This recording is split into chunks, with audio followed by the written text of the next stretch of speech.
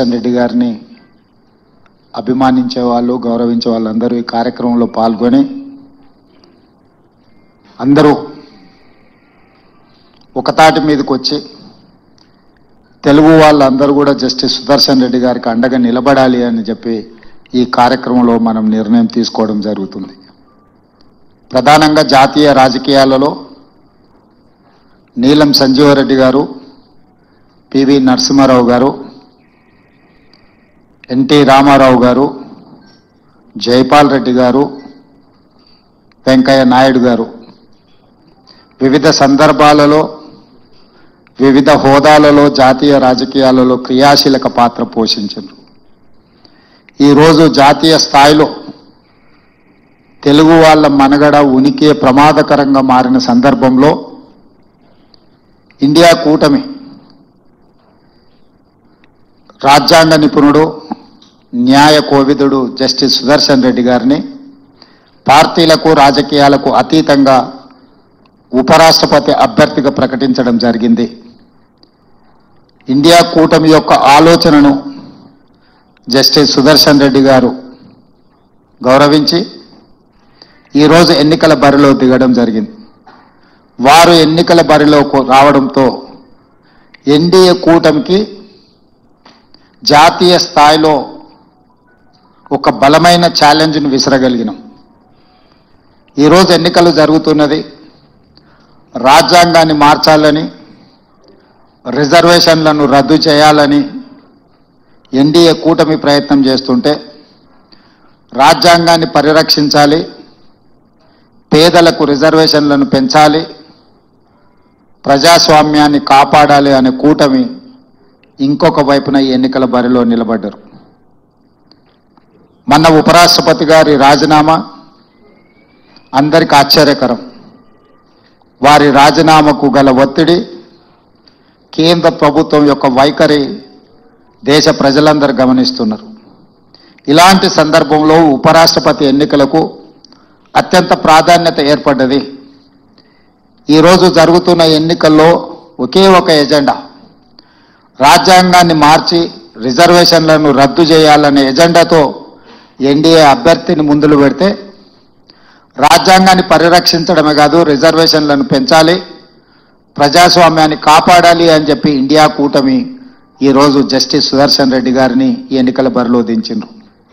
కొంతమంది మిత్రులు కొన్ని అంశాలు ప్రస్తావిస్తున్నారు. జస్టిస్ సుదర్శన్ రెడ్డి గారు నక్సలైట్లను, జాతీయ స్థాయి నాయకత్వం మాట్లాడుతుంది, ఇక్కడున్న వాళ్ళు చిన్న చిన్న కారణాలు ఎత్తుకుతున్నారు. నేను ఒకే సూచన చేస్తున్నా, ఎన్నికలు, రాజకీయాలు, వివాదాలు మనం ఎప్పుడైనా మాట్లాడుకోవచ్చు. మన తెలుగువాడు, మనవాడు, రాజ్యాంగ నిపుణుడికి ఒక అవకాశం వచ్చింది.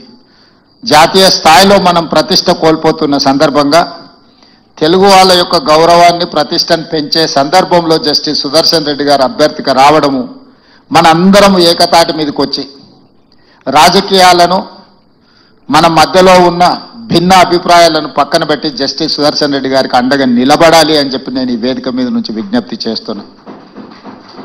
ప్రధానంగా చంద్రబాబు నాయుడు గారు, పవన్ కళ్యాణ్ గారు, వైఎస్ జగన్మోహన్ రెడ్డి గారు, చంద్రశేఖరరావు గారు, అసదుద్దీన్ ఓవైసీ గారు, వీళ్ళందరికీ పార్టీ నాయకులకు విజ్ఞప్తి చేయడమే కాకుండా 42 మంది లోక్సభ సభ్యులు, 18 మంది రాజ్యసభ సభ్యులకు కూడా వ్యక్తిగతంగా నేను విజ్ఞప్తి చేస్తున్నా, మీరందరూ ఆత్మ ప్రబోధానుసారము ఓటేయండి.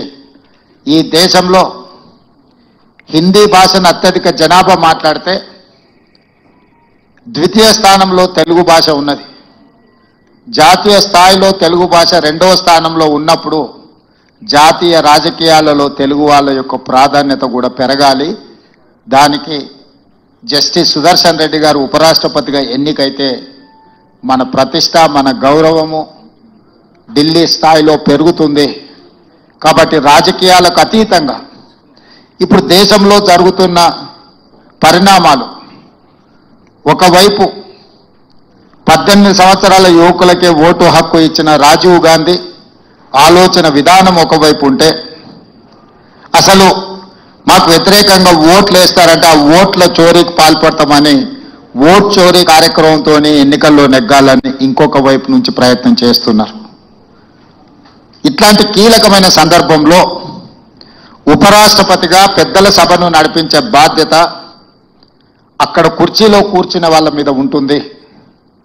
ఈరోజు ఓటును కాపాడాలన్నా, ప్రజాస్వామ్యం పరిరక్షించబడాలి అని అంటే ఆ కుర్చీలో గౌరవప్రదమైన వ్యక్తులు డాక్టర్ బాబాసాహెబ్ అంబేద్కర్ గారి పట్ల సంపూర్ణమైన విశ్వాసం ఉన్న వాళ్ళు ఆ కుర్చీలో ఉంటే ఈరోజు పేద ప్రజలకి దేశంలో న్యాయం జరుగుతుంది.